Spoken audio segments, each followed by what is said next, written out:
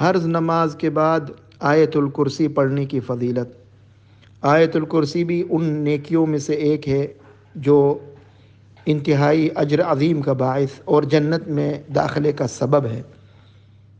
عن ابی امامۃ رضی اللہ عنہ قال سمعت رسول اللہ صلی اللہ علیہ وسلم من قرأ آیت الکرسی فی دبر کل صلاة مکتوبۃ لم يمنعه من دخول الجنة الا الموت۔